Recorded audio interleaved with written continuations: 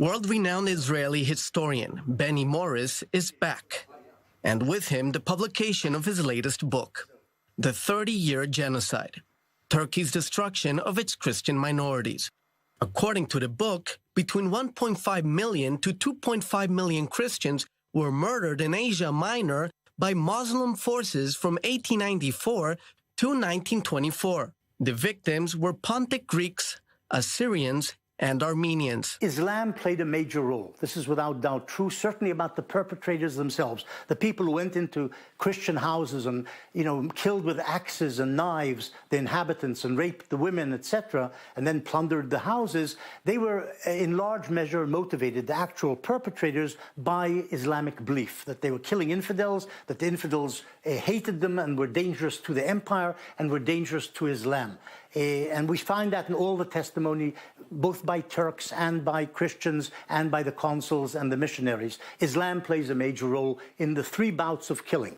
The book was written making use of rich historical archives, along with accounts by perpetrators and victims. My co-author, Dror Zeevi, is an accomplished Ottomanist. He knows Ottoman Turkish. He went through the Turkish archives, so they can't really charge us with ignoring or ignorance about the Turkish side of things. We've gone through those very carefully. And through their research, Morris and Zeevi reached the conclusion that the Turks were not alone.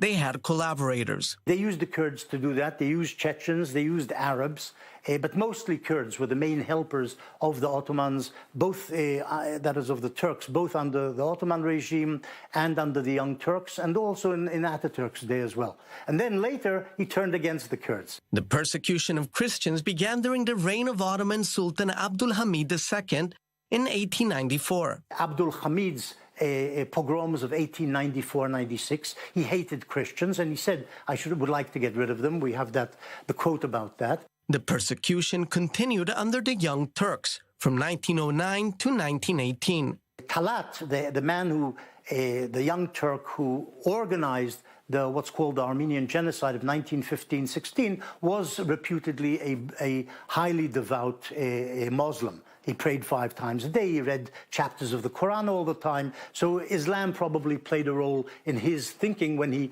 orchestrated the killing of the Armenians during World War I. And ended in 1925 during the first years of the Turkish Republic founded by Ataturk.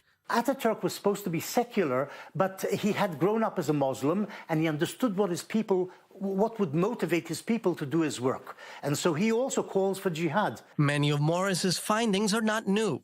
What makes his book fresh is that it's the first to see the 3 decades of massacres and expulsions as part of a single effort to wipe out the Christian population of Anatolia. Are you sticking your nose in other people's business? I'm not in the profession of conflict management or suppressing conflict. I'm in the business of history, and I'm supposed to try and write about what happened, and that's what I do. Whether it'll serve peaceful purposes or warlike purposes, it's got nothing to do with me. People can use the book as they like. Daniel Campos, I-24 News.